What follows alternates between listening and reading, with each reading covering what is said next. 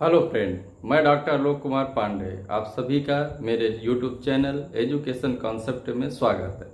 Friend, आज के हम इस वीडियो में बीएड सेकेंड ईयर के जो हमारे छात्र हैं उनके विषय समावेशी शिक्षा के बाधित बालकों के लिए कक्षा प्रबंधन नामक टॉपिक को लेकर आए हैं। इस टॉपिक के अंतर्गत हम देखेंगे कि जो हमारे बाधित बालक होते हैं उनका एक सामान्य जो कक्षाएं होती हैं सामान्य बच्चों के साथ में किस प्रकार से समावेशन किया जा सकता है।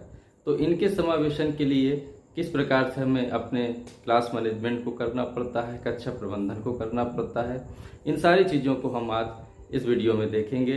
तो फ्रेंड, सबसे पहले यदि आप मेरे चैनल पर नए हैं या अभी तक मेरे चैनल को सब्सक्राइब नहीं किया है तो मेरे चैनल को सब्सक्राइब करें, वीडियो को अंत तक देखें और वीडियो को लाइक करें। तो आइए फ्रेंड, शुरू करते हैं।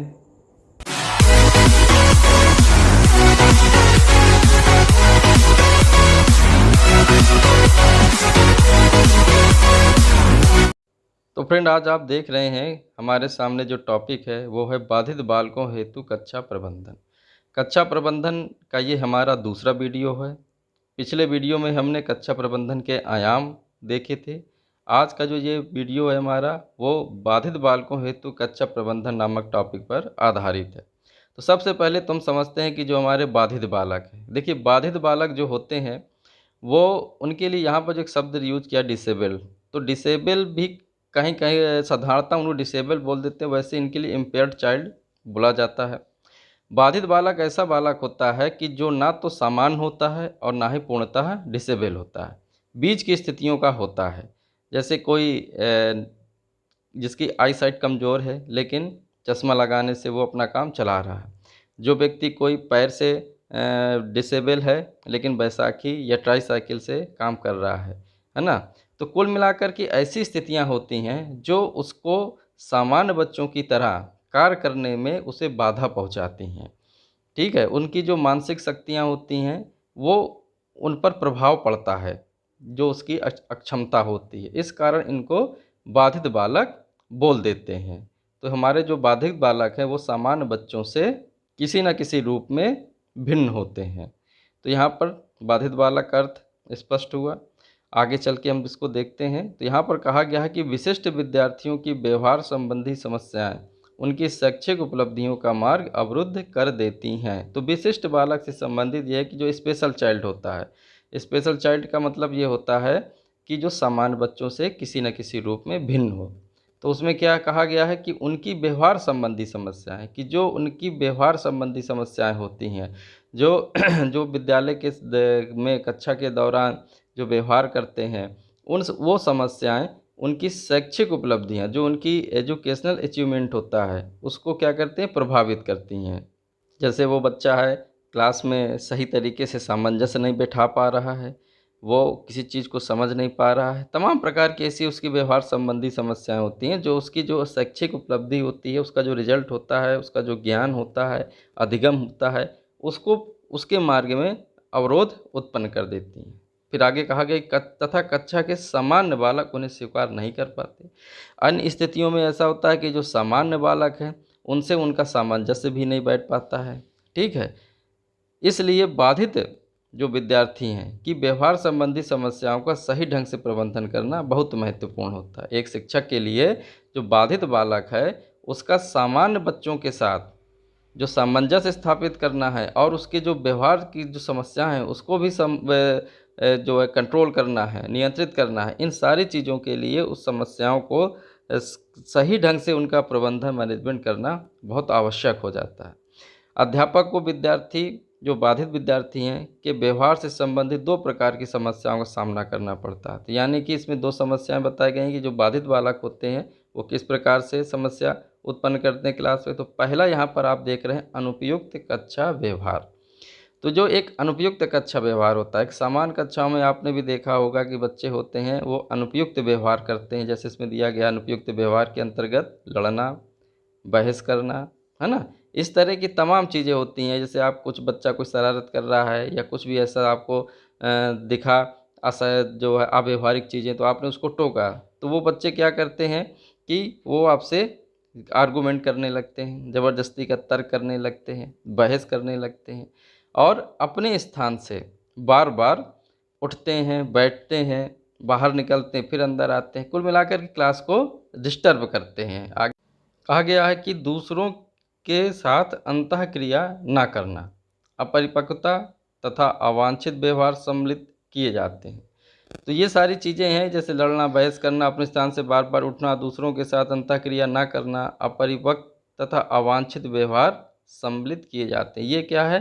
ये उसके जो हैं एक अनुपयुक्त कक्षा व्यवहार है ना? कि जैसे जो बच्चे हैं, उसके साथ सहयोगी हैं, छात्र हैं, उनके साथ भी उसका कोई भी इंटरेक्शन नहीं हो पाता है। अपरिपक्व और अवांछित, जो अनवांटेड जो है वो बिहेव क्लास में करता है। दूसरी समस्या क्या आती है? दूसरी समस्या ये आती है कि अल्प निपुणता, जो एक अल्प निपुणता का तात्पर्य यह है कि जो उसके अंदर कौशल विकसित हो रहे हैं वो कम इस मात्रा में विकसित हो रहे हैं। तो इसके अंतर्गत क्या क्या है? जैसे अधूरे कार्य, किसी कार्य को पूरा ना करना, अधूरा छोड़ देना, पढ़ाई के दौरान उसका जो ध्यान है क्या है? कम लगना, निर्देशों का अनुसरण करने में असमर्थता, जो आप उसको गाइडलाइन देते हैं, समझाते हैं किसी चीज़ के लिए, करने के लिए, उसमें भी वो सही तरीके से समझ नहीं पाता कि आप क्या कहना चाह रहे हैं और कैसे करना है। अध्ययन समय का अल्प प्रबंधन, जो उसका मैनेजमेंट है, स्टडी मैनेजमेंट जो है, जो भी है, वो भी कुछ किसी प्रकार का व्यवस्थित नहीं है। तो ये एक अल्प निपुणता है, मतलब जो उसके अंदर स्किल्स हैं बच्चे के अंदर, वो क्या है? बिल्कुल नगण्य हैं, वो किसी भी स्थिति में पूर्ण नहीं है, जिसके कारण ऐसी ये समस्याएं उत्पन्न होती। फिर आगे कहा गया है कि बाधित बालकों की जो कक्षा व्यवहार संबंधी समस्या है, समाधान हेतु कक्षा प्रबंधन करना आवश्यक है। कक्षा प्रबंधन हेतु निम्नलिखित आयाम बताए गए हैं। तो जो बाधित बालक है, उनकी जो कक्षा व्यवहार संबंधी समस्या, उन्हें समझना भी आवश्यक है और उनके समाधान हेतु एक अच्छे प्रकार का आपको मैनेजमेंट भी क्लास में करना होगा। तभी आप ऐसे बच्चों का सामान्य बच्चों के साथ में समायोजन स्थापित करने में सफल हो सकते हैं, या यूँ कहें कि कुछ समायोजन उनका स्थापित कर सकते हैं। अब प्रबंधन कौन कौन से हैं, किस प्रकार से आप प्रबंधन कर सकते हैं, उसके लिए क्या आयाम बताए गए हैं, तो आइए उनको देखते हैं। तो इसमें देखिए, पहला बताया गया है कक्षा के नियमों की स्थापना, एस्टेब्लिशिंग द क्लास रूल्स।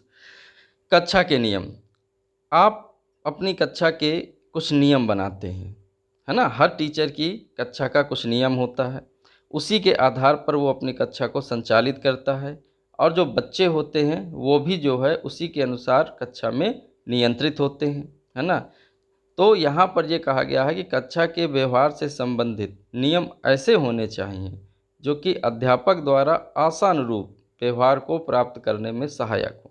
तो जो कक्षा के आपके जो नियम हैं, जो आप अपनी कक्षा के नियम बनाए हुए हैं, वो कैसे होने चाहिए? ऐसे होने चाहिए कि अध्यापक द्वारा, जो टीचर द्वारा आसान रूप, जो टीचर एक्सेप्ट कर रहा है जिस बिहेव को, उसे प्राप्त करने में वो नियम क्या हों? सहायक हों। अब सभी टीचर का देखिए एक ही उद्देश्य होता है कि वो अपने छात्र को अच्छे तरीके से ज्ञान प्राप्त करा सके, उसकी जो अधिगम की प्रक्रिया है बहुत आसानी से और अच्छी तरीके से हो सके। इसके लिए वो कुछ अपने नियम बनाता है, जैसे कि क्लास को में शांत रहना, है ना? बार बार डिस्टर्ब ना होना, बच्चे अपडेट रहें, जिससे पूछा जा सके वो आसानी से बता सकें, ये सारी चीज़ें। और सबसे जो प्रमुख चीज़ है कि बच्चों को अंडरस्टैंडिंग हो, अच्छे से समझ में आ सके, उनका बोध हो सके। तो इन सारी चीज़ों के लिए आप अपने नियम बनाते हैं। तो पहला आयाम ये है कि कक्षा के नियमों की स्थापना करना होता है, जिसके आधार पर आपकी कक्षा चलती होती है, ठीक है? तो दूसरा नियम बताया गया कि पुनर्बलन का प्रयोग, यूजिंग रेनफोर्समेंट, कि जो पुनर्बलन है वो उसका प्रयोग आप करके ऐसे बच्चों को नियंत्रित कर सकते हैं। कैसे नियंत्रित कर सकते हैं? तो देखिए, नियंत्रित करने के लिए हम पुनर्बलन जो एक ऐसा, यूँ कहें कि प्रोत्साहन, एक ऐसी चीज़ होती है जो बच्चों को आप क्लास में अपने शिक्षण के दौरान देते रहते हैं। जैसे मान लीजिए किसी बच्चे ने आपका बहुत अच्छे से आंसर दिया, आपने जो पूछा उसको बताया, या कोई काम करके आपको लाए, तो आप उसको गुड, शाबाश कहते हैं। ये एक प्रकार का सकारात्मक पुनर्बलन है, उसे पुरस्कृत करते हैं, जिससे कि वो आगे को कार्य करने के लिए प्रेरित भी होता है और जो अन्य बच्चे उसको देख रहे हैं वो भी उससे प्रेरित होते हैं, है ना? जैसे अगर आप बच्चों का टेस्ट लेते हैं तो आप देखते हैं कि जो बच्चा टॉप पे रहा, टॉप 3 पे रहे, आप टॉप, तो उनको बाकायदे हर महीने में उन क्लास में उनका नाम लिख दिया जाता है कि इस क्लास के इस महीने के का मॉनिटर ये रहेंगे। इस महीने टॉप 3 ये रहे। इस तरह से क्या होता है कि अन्य बच्चे भी उससे सीखते हैं। बहुत से विद्यालयों में देखा जाता है कि उनको एक नेम प्लेट बनाई जाती है, जो बच्चा टॉप में रहता है, जो मंथली टेस्ट वगैरह होते हैं तो वो नेम प्लेट लगा कर आता है, मॉनिटर बन जाता है। इस तरह से क्या होता है कि बच्चे प्रभावित होते हैं, पुरस्कृत भी होते हैं। और नकारात्मक पुनर्बलन भी होता है, जो अगर वो कुछ गलत कार्य कर रहा है, अनवांटेड कुछ चीज़ें कर रहा है, वहाँ पर आप उसको डांटते हैं, डपटते हैं, निर्देशित देते हैं, तो ये नकारात्मक भी होता है। इस तरह हम बच्चों को प्रोत्साहित भी करते हैं और उनको नियंत्रित भी करते हैं। तो जो हमारे बाधित बालक हैं, उनको हम प्रोत्साहित करते हैं, उन्हें कार्य करने के लिए प्रेरित करते हैं, उनके साथ एक सहयोगात्मक व्यवहार भी करते हैं और समय-समय पर उनको नियंत्रित भी करते हैं। जैसे आपने देखा कि अनुपयुक्त व्यवहार, तो जब अनुपयुक्त व्यवहार की बात आती है तो वहाँ पर आपको क्लास में नियंत्रित भी उन्हें करना पड़ता है, मौखिक नियंत्रण भी करना पड़ता है, उनके फैमिली से भी मिलना पड़ता है। इस तमाम ऐसी चीज़ें प्रविधियाँ होती हैं जिनके आधार पर आप उन बच्चों को नियंत्रित करते हैं। जो बालक दूसरे टाइप के हैं, डिसेबल हैं, मान लीजिए हाथ से, पैर से, आँख से किसी प्रकार से कमज़ोर हैं, तो उनको हम क्या करते हैं, प्रेरित करते हैं, उन्हें सहयोग थोड़ा-सा प्रदान करते हैं, उनके प्रति से अच्छा व्यवहार, सहानुभूति भी रखते हैं और उन्हें जो है कार्य करने के लिए, आगे बढ़ने के लिए प्रेरित भी करते रहते हैं। तो ये पुनर्बलन के माध्यम से भी हम जो है बाधित बालकों का समावेशन सामान्य कक्षाओं में कर सकते हैं। तीसरा बताया गया कि प्रारूप का प्रयोग, यूजिंग मॉडलिंग। यूजिंग मॉडलिंग का तात्पर्य यह है कि इसके अंतर्गत बाधित विद्यार्थियों को किसी अन्य व्यक्ति द्वारा अच्छा व्यवहार करते हुए दिखाया जाता है। देखिए मॉडल, प्रारूप, इसमें ये बताया जाता है जैसे कि जैसे मैंने थोड़ी देर पहले कहा कि बच्चे का टेस्ट लिया गया, जो बच्चे पास हुए उनको टॉप 3 की पोजीशन दी गई, उसमें जो रहे उनका नाम मतलब क्लास में लिखा गया। तो ये क्या होता है, जो अन्य बच्चे हैं, जो उनसे रन अप हैं, जो किसी कारणवश कुछ कम कर रह गए, तो हम क्या कहते हैं, देखो वो बच्चा कैसे पढ़ रहा है, उसके जैसे मेहनत करो, उसके जैसे बनो। हमारे बीच में अब बीच में कोई सफल हो जाता है तो हमारे गार्जियन यही कहते हैं कि देखो वो कैसे सफल हो गया, है ना। तो ये चीज़ जो होती है व्यक्ति को आगे बढ़ने के लिए प्रेरित करती है। अब इसके अंतर्गत हमको उस व्यक्ति से प्रेरणा लेने के लिए सिखाया जाता है।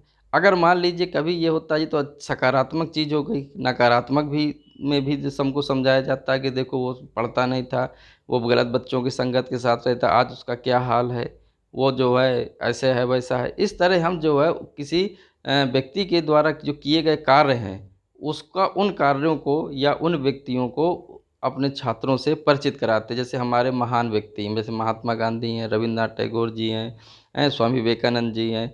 तो क्या होता है कि हम इनके बारे में बच्चों को बताते हैं और इनसे प्रेरणा लेने के लिए आप सिखाते हैं। तो यही है कि मॉडलिंग, यूजिंग, प्रारूप का जो प्रयोग है, इनके द्वारा अच्छे का व्यवहार को बालकों को दिखाया, समझाया और प्रेरित करने के लिए प्रेरित किया जाता है। अब अगला देखिए, कहा गया कि अनुपयुक्त व्यवहार में कमी।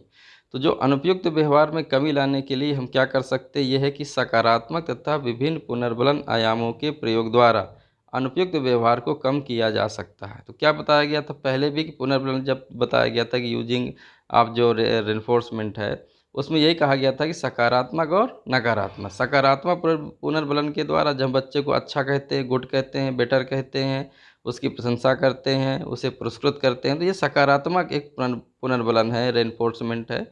तो और नकारात्मक क्या है कि नकारात्मक में हम उसको रोकते हैं, टोकते हैं, है ना, निर्देशित करते हैं। तो ये नकारात्मक होता है, जो उसके अंदर के अनवांटेड चीज़ें हैं उनको बाहर करता है। तो इसमें पहला ये कहा गया कि नकारात्मक प्रक्रिया का प्रयोग अंतिम प्रत्युत्तर के रूप में करना चाहिए। नकारात्मक जो पुनर्बलन है, जो नकारात्मक जो नेगेटिव रिएक्शन है, उसका प्रयोग बिल्कुल लास्ट में, जब बच्चा किसी भी तरीके से ना माने या ज़्यादा शैतानी कर रहा है या किसी भी तरीके से जो उसके लिए गलत व्यवहार है, जो उसके लिए हानिकारक भी हो सकता है, तभी हम करें। नहीं तो क्या होगा कि पहला प्राप्त पुनर्बलन भी समाप्त हो सकता है। जैसे कोई चीज़ आप समझा रहे हैं, अब बच्चे को आपने उससे ये जानने का प्रयास किया कि वो समझा कि ना समझा। आपने उसको खड़ा किया, आपने उससे प्रश्न किया और वो नहीं बता पाया। आपने उसको कई बार किसी चीज़ बताने के लिए प्रेरित किया, लेकिन वो लापरवाही कर रहा है, नहीं समझा पा रहा, नहीं समझ पा रहा, या यूँ कहें कि आधा-अधूरा आंसर दे रहा है। कुछ तो समझा लेकिन मेन चीज़ नहीं समझ पाया। तो उस दौरान अगर हम उसको जो है डाँटते हैं, डपटते हैं उसकी या इंसल्ट करते हैं, तो क्या होता है कि जो शुरू में उसने सीखा था, जो शुरू में आपने उसको प्रोत्साहित किया था, वो भी समाप्त हो जाएगा। इसलिए जो नकारात्मक पुनर्बलन है, उसका प्रयोग बिल्कुल अंतिम प्रत्युत्तर, अंतिम उसमें बिल्कुल लास्ट टाइम में ही दिया जाना चाहिए, जब स्थितियाँ आपके नियंत्रण से बाहर हो रही हों। तभी हम बच्चे को नकारात्मक रूप से उसे पुनर्बलित करते हैं। उसे या तो मान लीजिए मौखिक निर्देश देते हैं कि पढ़ा करो, ये वो फेल हो जाओगे, ऐसा वैसा। जो बच्चे समय से नहीं आते हैं या क्लास मिस करते हैं तो उन्हें हम यही पहले तो समझाते हैं, प्रेरित करते हैं। जब नहीं मानते तो फिर यही होता है कि अगर आप नहीं आओगे आपका नाम कट जाएगा या आपके घर में कंप्लेंट पहुंच जाएगी, ये सारी हम आपको टेस्ट में बैठने नहीं देंगे। ये सारी चीज़ें हम बिल्कुल लास्ट में ही करते हैं। दूसरा कहा गया है कि अभिभावकों को व्यवहार प्रबंधन कार्यक्रम में सम्मिलित करना। तो जो हम ऐसे बच्चे होते हैं जिनका व्यवहार सही नहीं होता है, उन्हें क्या कहते हैं, उनके गार्जियंस को भी हम उनको शामिल करते हैं, उनकी रिपोर्ट करते हैं, उनके अनुपयुक्त व्यवहार के पीछे जानने का जो कारण है वो जानने का प्रयास करते हैं कि ऐसा क्यों ये व्यवहार करते हैं, क्या कारण है। तो उनके अभिभावक से समय समय पर मिलते रहते हैं। तो यानी कि जो प्रबंधन है, मैनेजमेंट है, उसमें अभिभावक गार्जियंस को भी हम सम्मिलित करते हैं। तो अब अगला क्या है, कक्षा अधिगम परिस्थिति का अनुकूलन। कक्षा अधिगम जो परिस्थितियां हैं, जो लर्निंग सिचुएशंस होती हैं क्लास की, उनका कैसे बच्चों के साथ अनुकूलन स्थापित करें। तो इसमें कहा गया है कि बाधित बालकों हेतु कक्षा प्रबंधन हेतु अध्यापक को निम्नलिखित बातों को ध्यान में रखना चाहिए या निम्नलिखित तत्वों को ध्यान में रखना चाहिए। तो वे कौन कौन से हैं, आइए देखते हैं। देखिए, सबसे पहले कहा गया है कि भौतिक वातावरण की व्यवस्था। जो क्लास का एक भौतिक वातावरण है और उसकी हम व्यवस्था करते हैं कैसे, जैसे कक्षा में जो हमारे उपकरण हैं उनकी व्यवस्था करते हैं। ठीक है, कक्षा में एक सुरक्षित तथा बाधा रहित वातावरण का निर्माण करते हैं। और में प्रकाश की व्यवस्था है, कक्षा में शोर ना होना चाहिए, कक्षा वेल मेंटेन होनी चाहिए। ठीक है, और बैठने की व्यवस्था बच्चे की होनी चाहिए जिससे कि उसका ध्यान पढ़ाई की ओर लग सके, उसकी जो अधिगम की प्रक्रिया है वो कहीं से प्रभावित ना हो सके। तो ये जो भौतिक वातावरण है कक्षा का, ये इसको आपको एज अ टीचर के रूप में अपनी कक्षा के जो भौतिक वातावरण को आपको व्यवस्थित करना होता है, जिसमें बैठने की व्यवस्था है, प्रकाश है, शोर ना होना चाहिए, तमाम चीज़ें उस भौतिक व्यवस्था के अंतर्गत आ जाती हैं। दूसरा कहा गया है कि अनुदेशनात्मक वातावरण का संगठन, कि जो अनुदेशनात्मक वातावरण है, इंस्ट्रक्शन जो एटमॉस्फेयर है, उसको भी आपको नियंत्रित करना होता है। ये तो सबसे महत्वपूर्ण चीज़ होती है। इसके अंतर्गत तमाम चीज़ें बताई जाती हैं, जैसे कि छोटे कार्य जो पहले दिए छोटे कार्य पहले बच्चों को बताए जाते हैं, या यूँ कहें कि छोटी स्थिति से शुरू होकर के उसको लंबे कार्यों की ओर ले जाना होता है। जो अच्छी क्रियाएं हैं उन्हें करने के लिए प्रेरित करना होता है। बालकों को नियमित कार्यक्रम प्रदान करना, खाली समय हेतु योजनाओं तथा कार्यक्रमों का आयोजन करना, ऐसे कार्य जो एक दिन में मतलब समाप्त किए जा सके, ऐसे कार्य उनको देना, विभिन्न क्रियाकलापों का नियोजन करना, ये तमाम तरह की चीज़ें हैं हम अनुदेशनात्मक वातावरण के संगठन के अंतर्गत आती हैं। जो सामग्रियां हैं, टीएलएम है, उनका हम प्रयोग करते हैं। तो उसमें ध्यान रखना होता है कि टीएलएम कैसे बना है, उसकी कितनी महत्ता है, उसका उपयोग किन परिस्थितियों में कब किया जा सकता है ना। इस सब चीज़ों से करके हम एक अनुदेशनात्मक वातावरण का निर्माण करते हैं, जिससे कि उस बालक की जो अधिगम की प्रक्रिया होती है वो प्रभावी भी होती है, सरल भी होती है, और एक उसको अच्छा वातावरण भी मिलता है। ठीक है, तीसरा है कि शिक्षा की तकनीक का प्रयोग। शिक्षा की तकनीक से तात्पर्य शिक्षण तकनीक, जो टीचिंग जो एक्टिविटीज़ हैं, टेक्नोलॉजी हैं, वो जो है हम प्रयोग करके अपनी जो बाधित बालक है की क्लासें हैं, कक्षाएं हैं, उनका मैनेजमेंट कर सकते हैं। आधुनिक तकनीक में जो भी अनुदेशनात्मक प्रविधियां होती हैं, प्रक्रिया होती हैं, है ना, उपकरण होते हैं, उनके माध्यम से अधिगम की प्रक्रिया को सरल बना सकते हैं। ठीक, तमाम प्रकार की शिक्षण तकनीकें का प्रयोग किया जा सकता है। इसके अंतर्गत विभिन्न प्रकार की हम जो सामग्रियाँ, अनुदेशनात्मक सामग्रियाँ हैं, उनको प्रयोग कर सकते हैं। श्रव्यदृश्य जो सामग्रियाँ होती हैं उनके द्वारा हम बच्चों को शिक्षण कर सकते हैं, उन्हें जो अधिगम उनकी प्रक्रिया है उसका प्रयोग कर सकते हैं। ठीक है, कंप्यूटर आदि का प्रयोग करके, इंटरनेट वगैरह का प्रयोग करके, इन सारी चीज़ों के माध्यम से बच्चे को व्याख्यान विधि का प्रयोग करना है, प्रदर्शन विधि का प्रयोग करना है, स्किल्स हैं, मेथड है, इस तरह से करके जो करंट की जो हमारी क्लास की स्थितियां होती हैं, वो समय क्या जो है स्ट्रेटजी लागू हो सकती है, ये सारी चीज़ों का हम जो है एक साथ प्रयोग करते हैं बस। और उन प्रयोग करने का जो उद्देश्य होता है वो यही होता है कि हमें अपना क्लास मैनेज करना है। हमें जो हमारे बाधित बालक हैं उनको सामान्य कक्षाओं में सामान्य बच्चों के साथ में उनको समायोजन स्थापित करना है। तो इन सारी चीज़ों के करने के लिए हम विभिन्न प्रकार की टेक्नोलॉजी का प्रयोग करते हैं। अगला पॉइंट क्या है कि समय तथा अन्य संसाधनों का प्रबंधन। देखिए, समय बस सबसे महत्वपूर्ण चीज़ होती है, उसका प्रबंधन बहुत आवश्यक होता है। अब कौन सी चीज़ करना है, कितने टाइम में करना है, आज बच्चे को क्या पढ़ाना है, कितना ज्ञान देना है, ज्ञान देने के बाद बच्चे का कैसे मूल्यांकन करना है, ये सारी चीज़ें क्या हैं, एक टाइम, कितने टाइम की आपकी क्लास है, ये सारी चीज़ें भी इसका भी प्रबंधन करना होता है कि आज हमारी 30 मिनट की क्लास है, 40 की है, 45 मिनट की क्लास है, किसी भी जो भी टाइम होगा हमारा विद्यालय की समय सारणी के अनुसार जो हमारी क्लास का समय है उसमें हमें कितनी मिनट बच्चे को समझाना है, प्रारंभ में बच्चे को क्या करना है, उसके बाद कितना उसे लिखाना है, फिर उससे कितना जो है उसका आकलन करना है, मूल्यांकन करना है, ये एक टाइम मैनेजमेंट हमारा होता है। उसके साथ साथ में जो हम अन्य संसाधन है हमारे पास, अन्य रिसोर्सेज हैं, उसका भी प्रयोग हम समय समय पर करते रहते हैं। जैसे मैंने भी कहा मेथड्स हैं तमाम प्रकार के, उन मेथड्स का हमें कितना प्रयोग करना है, ठीक है।